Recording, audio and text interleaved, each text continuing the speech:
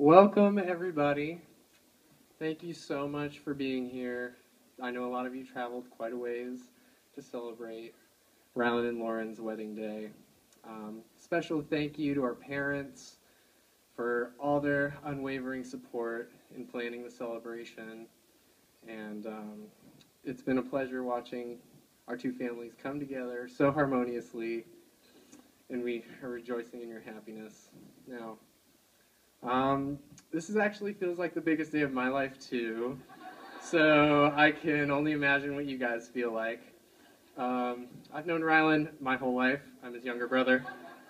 So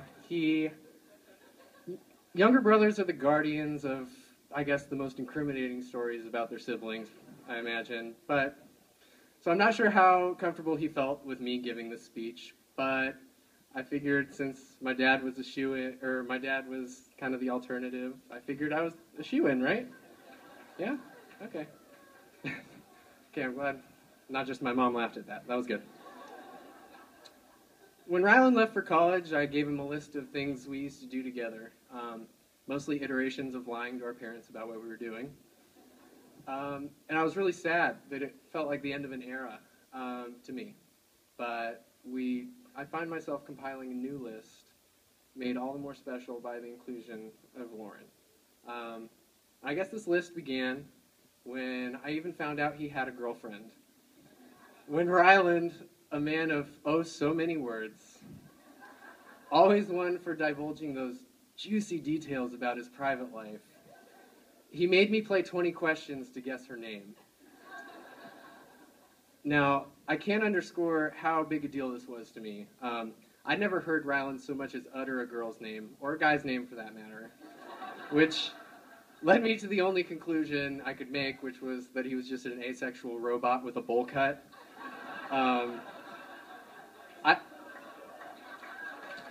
He rocked a mean bowl cut, like straight across.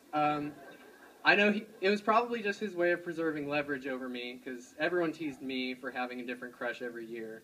But upon meeting Lauren, besides the first obvious thought, which is, how did you land her?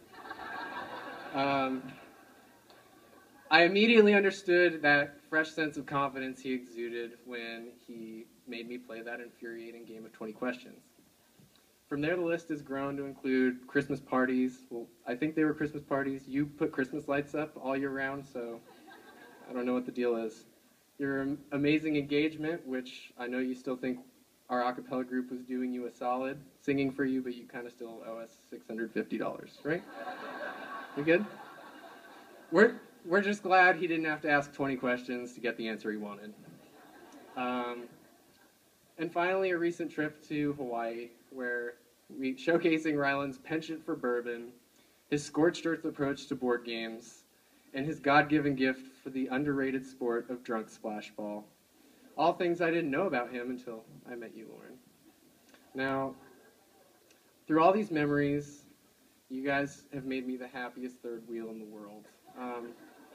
I'd venture to say my highlights of my college years were going over to Westwood to see you guys. And I suppose I have so much faith in your union because you were sort of like my proxy parents in Los Angeles, helping me through some of the toughest times in my life. And I know, Ryland, you'll make a great dad should you guys decide to have kids one day. I remember sitting, watching home movies with Ryland and our parents, and forever ingrained in my memories, the grainy footage of my dad asking Ryland, "Guess who's coming home from the hospital today?" And Ryland jumping up on the hospital bench yelling, "Damn cracker, damn cracker." And moments later, the scene spliced to the murder scene that was my actual birth, and I don't want to talk about it. All VHS tapes need a label, Dad. Okay? Should his enthusiasm be any indication, though, I can only imagine what a passionate parent you'll one day be. Growing up, I was kind of always the front man, the lead singer, the dancer, Ryland, the stage manager, the orchestra pit member, backstage technician. And when we were little, we would put on these interpretive dance performances for our friends and family that I'm sure were terrible. Ryland would load up his boombox with his favorite Cirque du Soleil soundtrack. He would kneel down by the side of the couch with one of those lights with interchangeable colored lenses. And I'd dance out in front with the fervor of Billy Elliot had he had the part of his brain responsible for coordination removed. And when the finale track came on, as my flailing came to a crescendo, Ryland would boost the volume and swap out the lenses really quickly. It was a great light show. And right at that exact moment of that last drum hit, just the spotlight hits my face perfectly. We could not have put on that miraculous two-man show without one another. I'm sure there might have been a part of Ryland that wanted to be the one out in front, the face of the production, or he just had the sense to let me look like the idiot.